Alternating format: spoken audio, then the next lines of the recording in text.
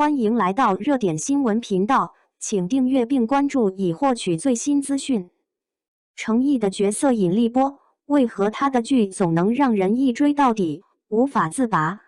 在光影交错的荧屏世界，有些演员如流星划过，璀璨却短暂，而另一些则如恒星般，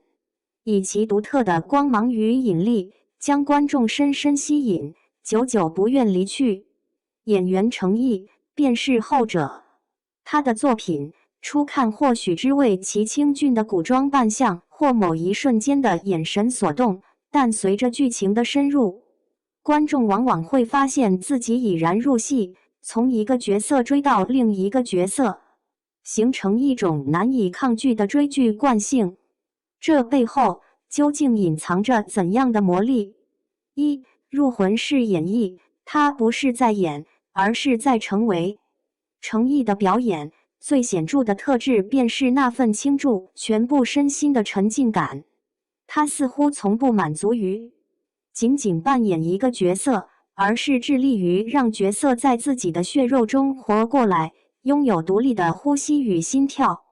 回看他的代表作，无论是《琉璃》中与司凤那身负金翅鸟原罪的深情与孤勇，每一次展翅都伴随着撕心裂肺的抉择，那份爱纯粹到极致，也脆弱到极致。还是沉香如屑，沉香重华里，他游刃有余地穿梭于清冷孤高的应渊帝君，不羁洒脱的捉妖师唐周，以及偏执疯魔的修罗王玄烨之间，三个截然不同的灵魂在同一具皮囊下碰撞出惊心动魄的火花。再到莲花楼中，那个从武林神话里相宜死去，在10年后以江湖游医李莲花身份重生的人物，他将那份历经沧桑、洞悉世事后的通透与释然，演绎得如古玉般温润内敛，于无声处抚慰了无数观众的意难平。他赋予了每个角色不可复制的印记，让观众在追随剧情的同时，仿佛也经历了一场场深刻的灵魂共振。这近乎执拗的本真出演，或许正是他能持续吸引观众，让人一部接一部追下去的核心原因。二、滴水穿石，角色无大小，皆以匠心雕琢。这份演绎人、变活艺人的感染力，绝非一蹴而就。回顾程毅的演绎履历，从早期青云志中英气逼人的林惊羽，到怒海潜沙和秦岭神树里沉默寡言却身手不凡的张起灵，再到身前中肩负重任的云鸿深，无论角色戏份多寡，剧本是热门 IP 还是小众题材，他都以同样的虔诚与专注去对待。他似乎总能敏锐地捕捉到角色最核心的特质，并将其放大，哪怕是最微小的角色，也能在他的演绎下绽放出独特的光彩。正是这种点石成金的能力与持之以恒的匠心，让观众逐渐建立起一种近乎本能的信任，只要是程毅出演的角色，便值得期待，因为他必将赋予其独一无二的灵魂与厚度。于是，当一部剧完结，许多观众会自发地去考古他的过往作品，试图拼凑出这位角色灵魂赋予者更为完整的艺术形象。三、戏外见真纯，人格魅力与角色光环的同频共振。当观众对演员塑造的角色产生深度共鸣后，往往会不自觉地将这份情感投射到演员本人身上，渴望了解戏外那个真实的他。而程毅戏外展露的种种细节，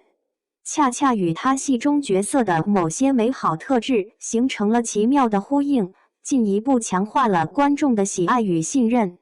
那些在网络上流传的片段与描述，勾勒出一个温暖而真诚的形象。在片场，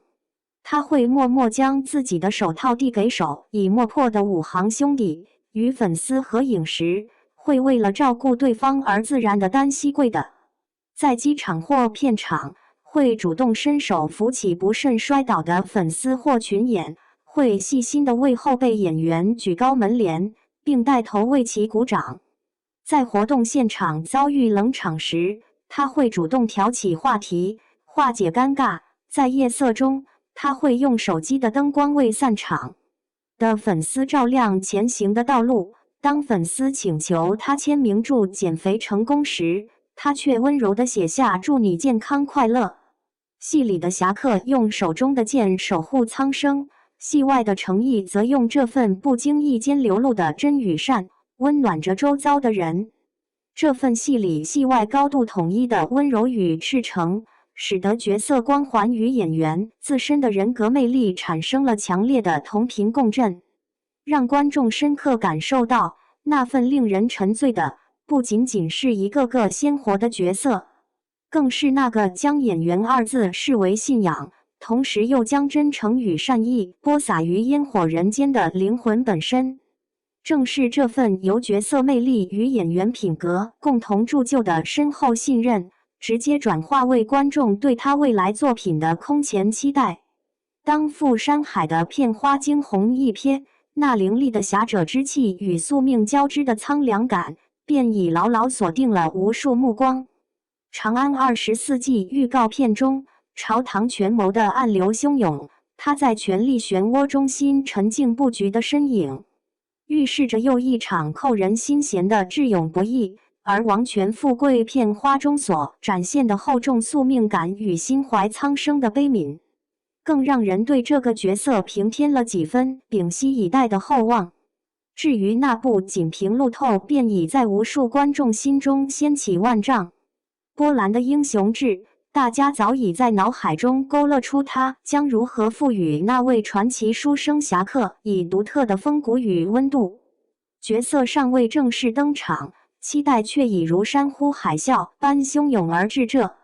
便是市场与观众对他过往每一次角色托付都倾力完成的最高褒奖与最深信任。所以，我们追逐的早已超越了一部部独立的剧集，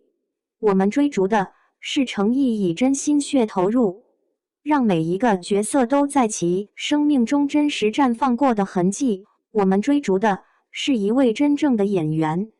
在浮躁喧嚣的光影世界里，以角色为信仰，安静而坚定地雕刻着那些能被时光铭记的艺术印记。